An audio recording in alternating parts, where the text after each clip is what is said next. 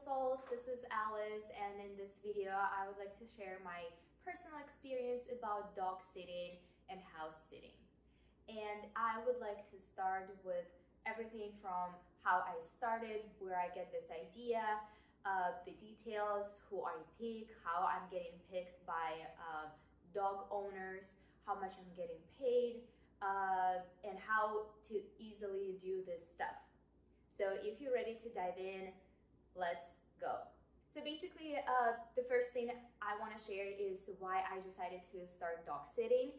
So I always had a dog myself when I was a child, and after I decided that I want to have a dog myself, but I really want a very specific dog. So at this time, I'm moving and traveling a lot. I literally changing cities and states, and at this moment I cannot commit to own a dog because the dog that I want is pretty large size and it requires a lot of time and patience, and it just takes a lot of time to own a dog. So realizing this, I still wanted to get experience of how it is to own a dog and what it is like. Do I really want a dog? Is it actually for me, or maybe it's just like a child dream, and when I actually got a dog, maybe I don't like the whole experience. So because of that, I decided to sign up to Rover app and also Wag app as well. So it's super simple process. You just put your information, they run a background check on you, and you specialize the area and services that you want to do. And in Wag, you will see all of the dogs in the area that are available for dog sitting, house sitting, boarding if someone wants to drop off the dog at your place and you take care of the dogs at your place, or just simple dog walking. In the Rover, in the opposite side, you will have requests of other people seeing you and other dog sitters, and if they like you specifically, they will request you to sit or walk with their dog. So I have both apps. I actually have a lot of good reviews and good opportunities with both of them. So my reviews are equally good with both. I will just say that the whole difference for my experience is the Rover gave me more long time boarding or dog sitting opportunities, versus in Wag, I was able to book more short term or dog walking compared to dog sitting or boarding. So basically it just depends on how much time you want to invest into it and what exactly your goal, like whether you want to sit with someone or you want to just walk with someone. So it's totally up to you which one to pick. So going into the tips, how to better get started with the whole idea of dog boarding or dog sitting. So my few tips to you is to get a good description about yourself and start getting some reviews. It's very important because obviously people trust people with the reviews better. So even if you've ever taken care of any dogs or like any pets across like your friends or family members, just ask them to leave a simple few words review in your account, and trust me, it's going to help you so much, and you will be trustful to other people. Second is just be prepared and understand your goal. Whether you want to commit to it and like do it as a full-time job, or you just want to do it for a very specific reason, you just need to understand, because of these reasons you will set as services that you want to provide. So just understand why you're doing this. Third one is putting your right prices. So because I was doing this not for money but more for experience, I didn't care much of putting my service prices very high. I was basically just looking at the average in the area that I live and just looking at what other people prices are, and my prices were even below of the average because I just wanted to get started, get more reviews, and as I grew my account, I started to increase the prices, and at they're actually average or above average prices. Number 4, my other tip is to just Google more about the dogs, how to take care of the dogs, so you have more understanding how to deal with them. And when you have them in your place, be prepared that something might get wrong. So be prepared to cover your couches, for example, with the blankets if you do take care of your furniture, so you're not getting nervous of them being scratched. Or also a second tip is never leave anything on the table, because dogs are like, not all of them, but they definitely might steal something from the table, from what you eat, that actually harmful for them. Tip number 5 is build a good communication with the owners of the dogs and cats, because I'm not saying that you were supposed to become friends with them, but basically treat them as a family, because they're letting you take care of their loved ones. So treat them as they are a part of your family. Be honest with them, always tell the truth, send them as many photos and video updates as possible, because trust me, sometimes people don't request and don't want to bother pet sitters with like so many questions, but they always do care about their babies. So if you have any funny videos, or just you want to share how your day went with their dog, just send them a quick follow-up and the quick message that everything is actually good. Send them a selfie where everyone's smiling and happy. Trust me, they will appreciate it so much, and it will be a higher chance of them requesting you again. And now I want to share a little bit of my personal experience. So when I got started, I actually wrote down some breeds that I want to sit with specifically. It's not that I don't like any other breeds, but I just wanted to own some of the breeds specifically. So I wanted to know those type of dogs myself and learn their behaviors. So for example, I really wanted to take care of the French Bulldogs. At the time, they were super, super popular around the US, I think, but specifically in my city. So I saw so many of them walking around, and they are so funny and so cute.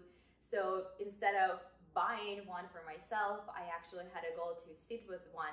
So another breed was a little mini poodle, also golden doodle, also Labrador, and so many others. So actually right now I can say that I achieved all of my goals, and I pretty much set with every single breed that I wanted to see. And now I have a huge understanding and amazing understanding of the difference of different breeds and how their personalities are different.